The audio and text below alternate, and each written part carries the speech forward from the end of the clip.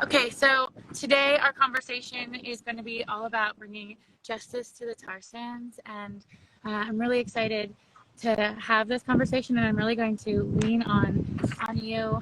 Introduce yourself, as we let please. people trickling in. Hey, everyone. My name is Alyssa-Maé, or if your French is not the best, you can call me Ali. I go by she, her pronouns. I'm based in Toronto, known as Toronto, Treaty 13 territory, and I'm the Climate and Energy Program Manager at Environmental Defence Canada. So that means I work on issues like the energy transition, making sure it's fair for workers and communities, and specifically also addressing the pollution that the oil industry has created so far, especially in the tar sands, and that's what we're here to talk about today. So really honored and thrilled to be in conversation with you. Amazing, Chimigwich, and thank you for taking over. I just wanted to make sure that we were all good for going live. I'm going to take a moment to introduce myself. Bojo, Wabananongo, Kwe, and Disneycause, Wabazation, Dodam, Anishinaabe, Kwe, and Dow, Batchewana, and Dontabani, So Medallion. My name is Sareed Fox. I'm from Batchewana First Nation. I'm a storyteller and activist. I'm joining you from the shores of Lake Simcoe, Anishinaabe territory. Okay, so maybe while we're waiting for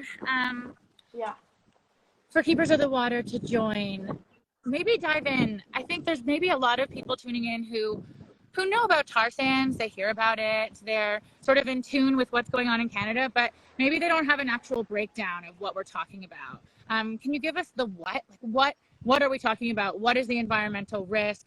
What is sort of the community impact? Let's start at the very beginning. And of course, I'm also still on this learning journey because it's such a complex and big issue. So super, I really welcome questions and kind of comments from the audience as well. But the tar sands are, and I think we have Keepers or Alyssa joining us here. Yeah. Hey, Alyssa, I was just about to explain a bit of what the tar sands are and what the issue is. So you're joining right as we get into it. But yeah, the tar sands are this one of the areas within Canada where there's large oil reserves. As folks know, a lot of our production comes there, and we call them the tar sands, not the oil sands, because it really, if you saw it, it really looks like tar, right? It's bitumen-soaked sand that companies will dig up, and then through a process with a lot of fresh water and a lot of chemicals, will separate the bitumen, the oil, from the sand. And all of this, as you can imagine, generates a lot of waste. So we're using a lot of water, and that water basically gets contaminated with the toxins that are in the sands. Say all this wastewater that comes from the industry, from the production of oil in the tar sands, it then gets stored, and I really put stored in brackets because it gets dumped into large open pits that they call the tailings ponds. And these are huge. They're not garden ponds in an English garden. They're lakes. You would have to drive kilometers to go past a single pond. Altogether, they cover an area larger than most of the cities we know, right? Like larger than Vancouver, many times larger than Paris. And these are really toxic, so we can dive around them more, but they evaporate toxins, they leak toxins, birds land on them and get hurt by them. And so those are really massive environmental disasters created by our oil production.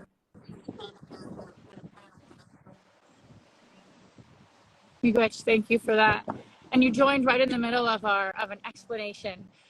So thank you so much for joining. I'm going to throw it over to you and let yourself introduce yourself to our audience. And Chimigwich for being here. I know we're running on, dare I say Indian time, but I love it. Really happy to see you. I'm really excited for our conversation. As you can see, I'm joining you from the side of the highway, very Indigenous. Beautiful. Yeah, Masi Choa Glenate, Si Alyssa-Maé Lavilat Hushyé, Taile Dënesųłı, Taile Ko, Sania Sagria. Hello, everybody. Alyssa-Maé Lavilat. I am a member of the Athabasca Chipewyan Nation, Fort Chipewyan, the oldest and furthest north isolated community of Cree Dënesųłı people.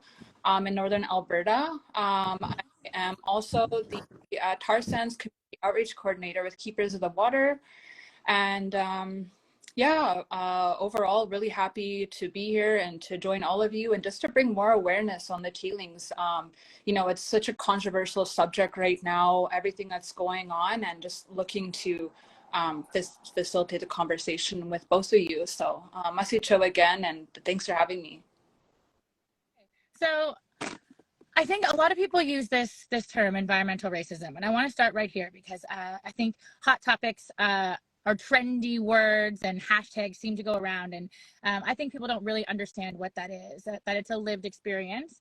And so I would love to know, Alyssa, what your firsthand experience is and what that word means in terms of environmental defense and what that means.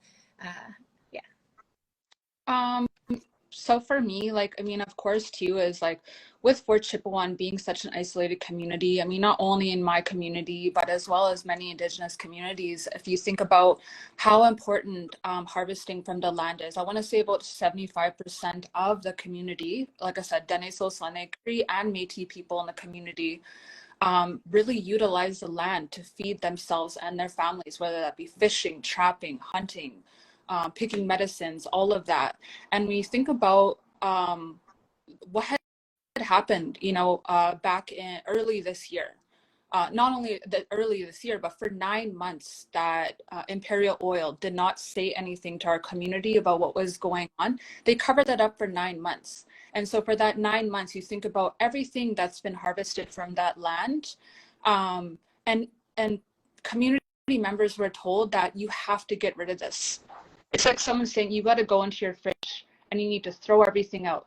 I know you worked so hard for that. I know that you did what you could to feed your family. Now you got to get rid of all of it. And what that means, because as we know as Indigenous people, is that when you harvest something, it's like a ceremony on its own, right? You use every part of that animal, like whether it's down to the hide, right? You can use that hide to create moccasins or apparel, stuff like that.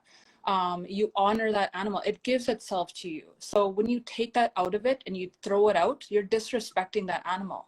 Like, how do we expect reciprocity if, that's what Indigenous people are being told? And my own family has said they're so scared to accept food from anybody. If they get fish, if they get moose, if they get anything like that, caribou, they have to ask, where did that come from? And sometimes they just keep it in their freezer and they don't even eat it because they're worried, right? Because of the contaminants. And so when I hear about environmental racism, essentially it's saying that we're going to push you to depend on the grocery stores. We're going to push you to depend on, what we provide to you. And you can't have, you can't harvest within season. As Dënesųłı people, as many people, we harvest throughout the seasons, right? What's available at that time. And so it limits what we're able to get in those times. And so again, too, it's another form of colonialism and creating a dependency on these larger organizations, on these companies, and it's really taking away our inherent rights.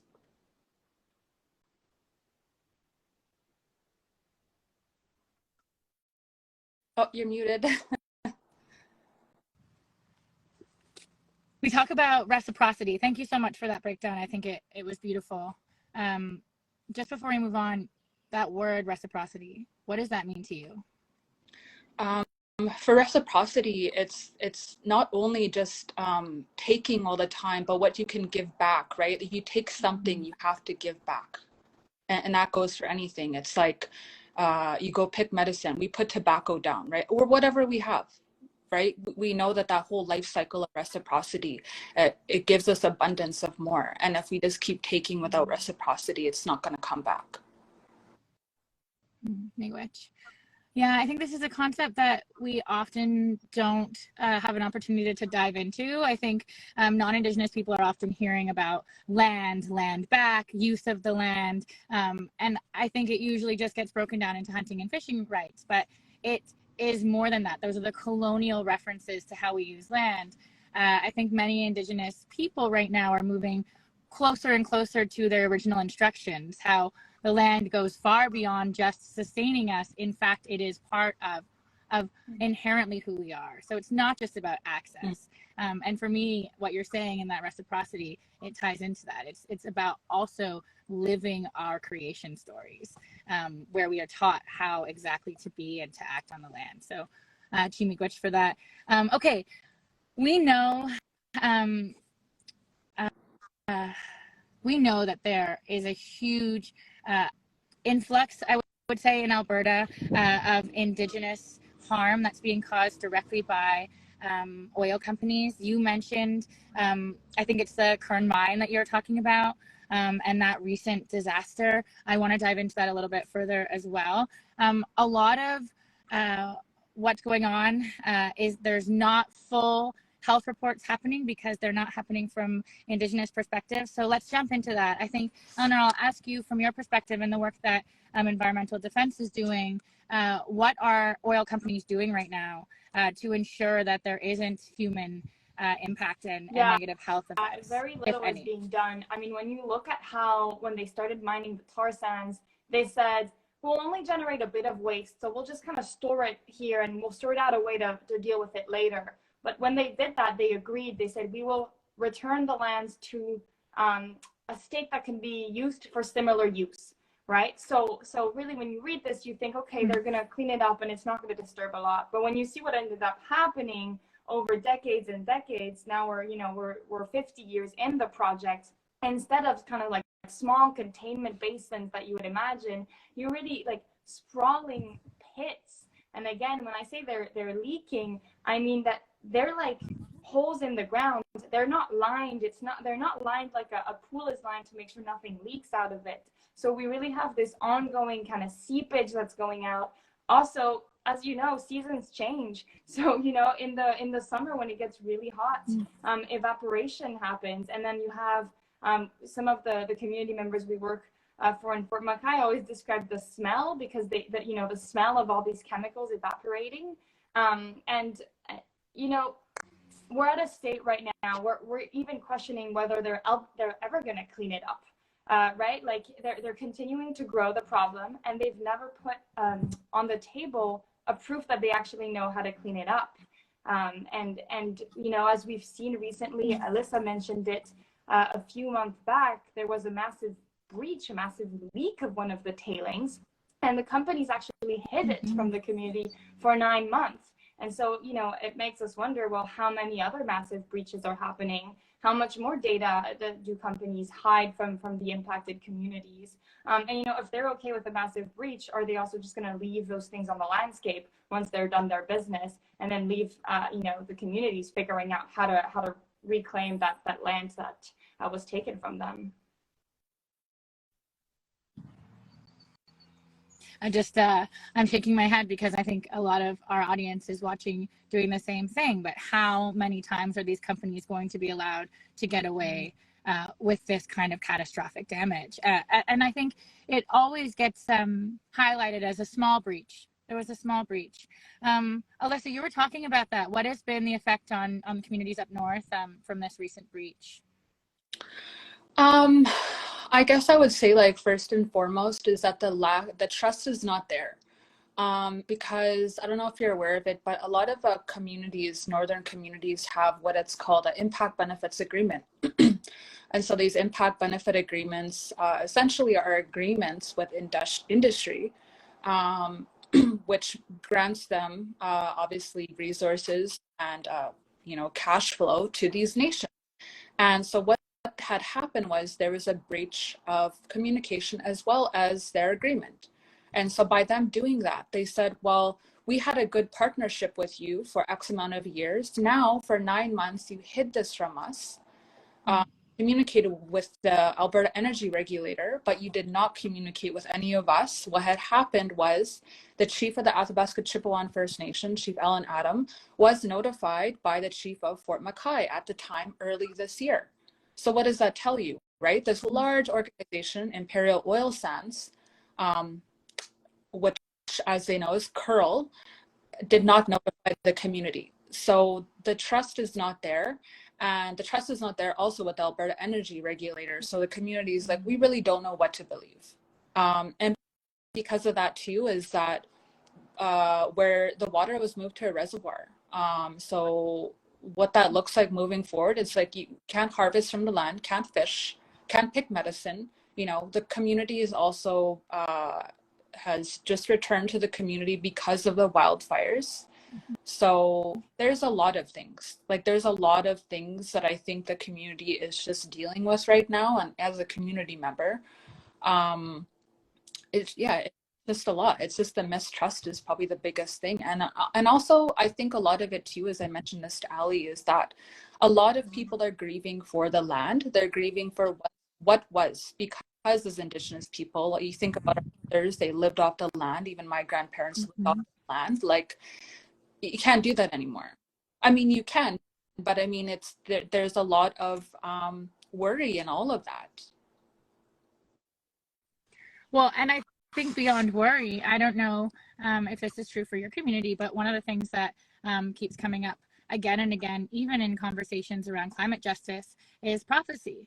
And what it also says in a lot of our prophecies about this time, and even what we're seeing around weather. And I think this is an interesting space because a lot of people who come to climate justice are scientists and they want, you know, the concrete proof, and we need that as well. And then some people show up in ways with their art and with storytelling and with traditional practice. And I love to shout that out because I think it's important for anyone watching who feels inspired to know that there are so many ways to show up. Some of you are like going to be incredible campaigners, and you're going to be the person to like stand out and get 1 million signatures for petitions, and we need that. And some people are going to be on the front lines and putting their lives on the lines, and some people are going to be journalists. And yeah, so I think that's an important note, and it ties right into that community trust. So what do you think needs to be done to build a solution for Indigenous communities, for those who are working in the tar sands, and maybe for the broader community? Because I know that this is a hard topic to bring up when you're talking about economics and people get attached to their right to work, or their right to be a part of industry. So what is the future? What does hope look like? I think there's a lot of things I think to keep in mind too, is that, you know, especially with First Nations, like I think that alongside a lot of these organizations, like they need to have Indigenous perspective and they need to have Indigenous voices at those tables. And I think the only way is to get people into community and to get them to understand like the humanity of these of the impacts of what's happening, right, to the destruction like of our lands, to our water, many different, include them in those conversations. Not only our elders, not only our community members, but our youth as well too, because our youth are the future. And a lot of that is left out. It's like, you know what, like because their voices are just as powerful as much as all of ours. And I think like that's important. So yeah, moving forward, I think a lot of that is just more consultation with community. And for those that are working for industry, you know, unfortunately, but it puts food on the table, right? If that's their option to work, that's what they have to do. But be mindful about that. Maybe bring more awareness to these organizations. Think about ways of potentially filtering the water, right? Finding different sustainable methods to ensure that, you know what, this is going to continue happening. Like, let's be real, like tailings ponds are meant to spill, like that's just the nature of them, right? But find other ways of doing this. So I guess that's just my take, really, is just to ensure that Indigenous people are consulted, not just when it's needed, but all the time. Yeah. Do informed consent, not just when they're going to contaminate our land forever, but even when they're thinking about coming onto that territory. So that do informed consent. Okay, I think it's really important to break this down really simple. So, Eleanor, Ali, who are the main culprits? When we say we're fighting tar sands, like, who are we fighting? It's obvious, and we've talked about it. The companies themselves, they choose every day. They choose every day to store their waste in an unsafe way because it's cheaper. They choose every day to lobby the government for weaker regulations. But they're not the only ones, and it would be too easy for us to just blame them, right? Because the reason they feel able to do that, the reason they feel fearless about contaminating lands and contaminating people's actual water and food is because they know they're not going to feel the consequences of that. And that points us to our governments, right? The Alberta government has totally just been missing in action. They've set up an Alberta energy regulator that really, you know, Alyssa was talking about bringing the nations along. The Alberta regulator does not do that at all. It doesn't share the power. It doesn't bring them in for decision making. It only really brings them in at the very end to inform them of the decision that's already been made. So that's really shameful. And you know, we need a total flip of the power there. But also the federal government. And really here, you know, those of us who are settlers, who this government represents, we have to think about this government and what it's doing. You know, the federal government has jurisdiction, it has responsibility over things like water, over things like the environment. And so why is it not intervening? Why is it so afraid of upsetting the large oil and gas companies, or so afraid of upsetting provincial governments that don't have the interests of people at heart? So really, I think we need to be looking at all of these decision makers. And, you know, there's one thing that makes me particularly afraid right now is that in our interactions with government, Alyssa can testify to this, it's like they're always passing each other responsibility, saying, oh, it was the company's responsibility to inform, or, oh, Alberta has to figure out how we clean this up. And, you know, at the end of the day, it's communities who bear the burden. So we really have to flip this and say it's all of your responsibility, right? It's all of you together. You guys figure it out, but you can't come up to us again saying, you know, it's someone else's fault. Right now, they're actually discussing whether or not they would allow industry to quote unquote treat, means partially treat, and then release the tailings into the Athabasca River. And that would flow into so many communities. And so that's a scandal that we should be so outraged on. And we're very much opposed to that. And I know Keepers is so opposed to that too. 1.4 liters of toxic tailings already in the Athabasca River, right? Is that correct? And I think, yeah.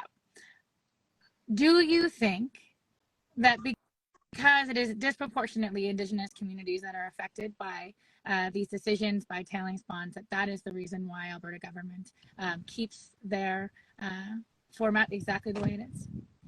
I would say so, and I'd love to hear, Alyssa, your perspective from an Indigenous point of view. But I think from my point of view, I wouldn't imagine our government doing that to my neighborhood, for example. I imagine if there was such a leak, there would have been alarm ringings, and we would have gotten text notifications telling us to switch our water supplies and whatnot. So, you know, from this perspective, I do think that's the bulk of environmental racism, is feeling okay with Indigenous communities being more affected by pollutions than what you would feel okay for, like, a white person like me who lives in a downtown center. Thank you for lifting that up. I appreciate it.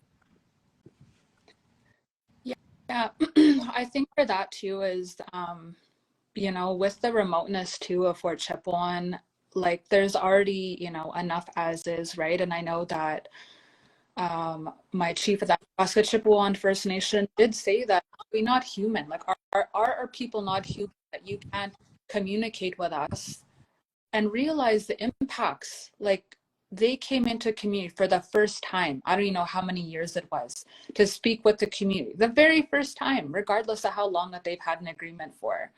And hearing the people, hearing the sorrows and the tears and the hurt and the pain and all of that. Like, I feel like, why do they need to do that when something happens? Why can't they build that trust with community and say, like, you know what, we have recognized this has happened. How can we work together? We already have agreements together.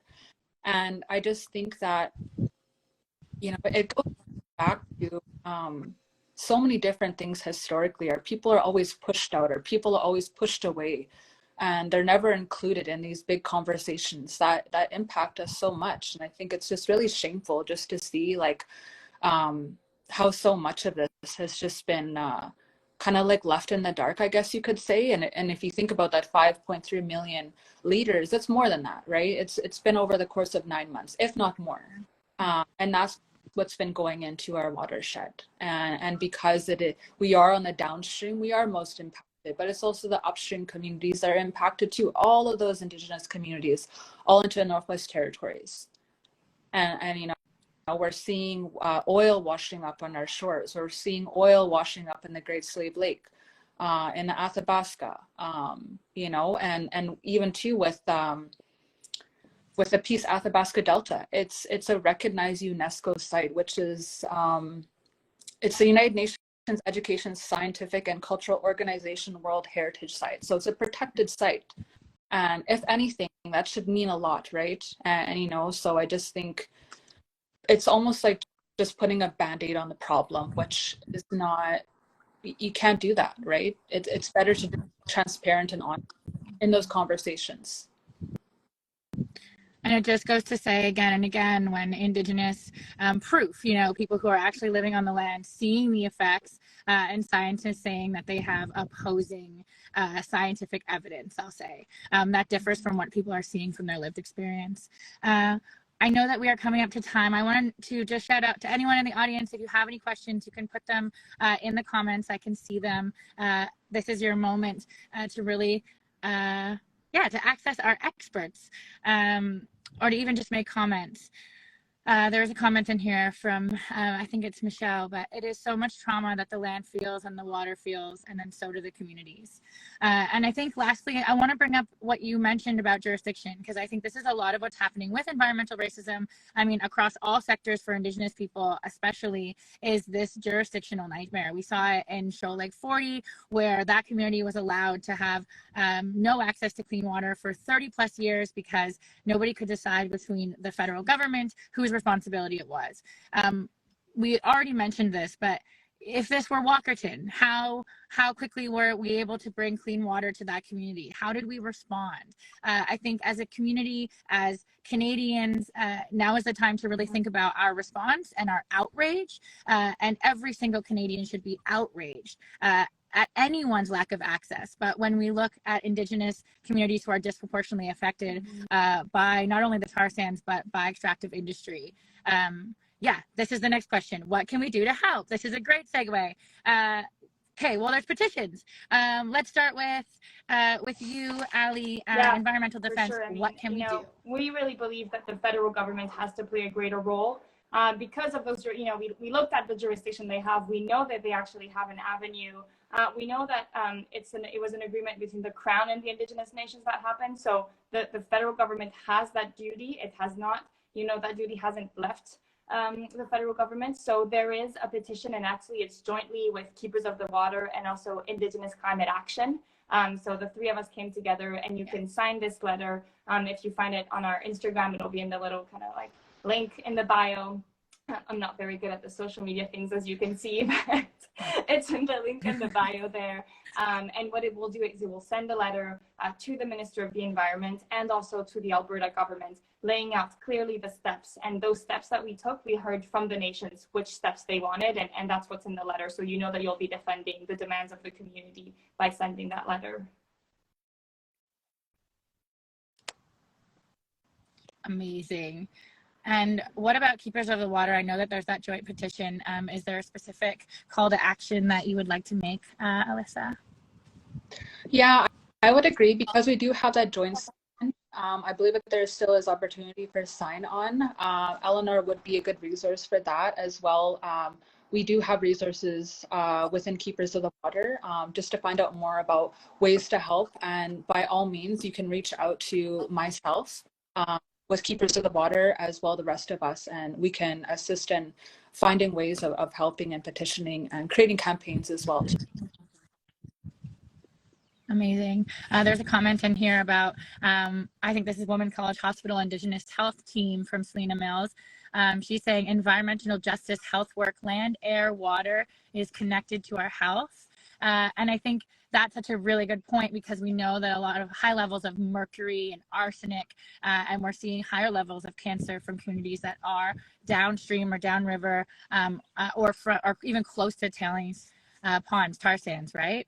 And you must be seeing that as well, Alyssa, firsthand. Yeah, So there are high levels of cancer, specifically bile duct cancer within the community. And for it being an isolated community, the numbers are huge. I want to say there was a member that just passed away a few years ago because of bile duct cancer, and they did work for industry. So there hasn't been any confirmation, but there has been an increase in high rates of cancer. Even in younger people, we're seeing a lot more now. So just another reason for everyone watching to be outraged. And what do? Don't get mad. Don't get sad. Let's get onto the front lines and put all of that energy into action. So please go and sign the petitions. I'm going to post this live, even though I don't want to post the beginning. Everyone gets to laugh at me getting blown over by the wind. I love it. I'm a big goof in real life. So you got the real live Serene Fox experience. But honestly, I could talk all day. I am wary of time. Both of you are busy, important humans, and also of our audience who's tuning in. I think a lot of you are on your lunch break. So I'm going to post this with all of the details. You need to follow Environmental Defense Canada. They're at Enviro Defense. I'll post it. And Waterkeepers is Waterkeepers for Life, which I love that handle. All of us need to be Waterkeepers for life. I want to allow both of you the last opportunity to say anything that you would like. And if you've watched this, if you stayed till this moment, then you have an inherent responsibility to go and not just listen, but to sign the petition and go even further than that. Show up for your own communities and get knowledgeable. Alyssa? So I just want to say Masicho again for those. I am the Tarsands Community Outreach Coordinator with Keepers of the Water. Like Serene said, give us a follow. We're on Facebook, Instagram, TikTok. Our handle is Keepers of the Water, Keepers of the Water for Life on Instagram. And if there are any additional resources, feel free, or any questions, feel free to reach out to us. Because we want to continue this conversation. We don't want this conversation to be left in the dark. As you know how media is, when something new comes up, we forget about everything else, and we want to continue this because water is sacred, right? Like water for us, water is life. So I'm just going to close with that. You showed me water is life. It's a good way. Yeah, well, I just want to Eleanor, say, you know, especially again, I'll call on all of us that are settlers, that are not Indigenous peoples here. We have to remember that the government is allowing this in our name. When they go abroad and say how clean or how great Canadian oil is, this is what they're covering up. So we really can't stay idle. It's our responsibility to get uncomfortable and go out there and fight for this. And you know, one thing I learned from Keepers is that we're all connected through water. So today it might be happening to a remote community that you never heard about until today, and tomorrow it would be to all of us. So don't rest easy like this. Instead, really feel compelled to take action. And no matter like where you start, it's really even a petition might not feel huge, but it actually is a really good way to say our eyes are on the front lines. We're not letting this slide. And for the government, that's a really important signal for us to send. Right now, so many Indigenous people are fighting for land and water, and they're not fighting just for their own communities. They're fighting for all of us to protect our collective future. And so I think we all need to get on board to join in. Enough is enough. We have to protect Indigenous rights, and we have to put an end to environmental racism. And so we demand justice. And for all of you who are watching, please join us in demanding justice and an end to toxic tailings and get justice for the tar sands. All the information will be in my bio, and I'll put it in the copy of this post. Chimigwich, forever immense Chimigwich for the work that you do and for joining me today. Miigwech, miigwech, miigwech. Masicho.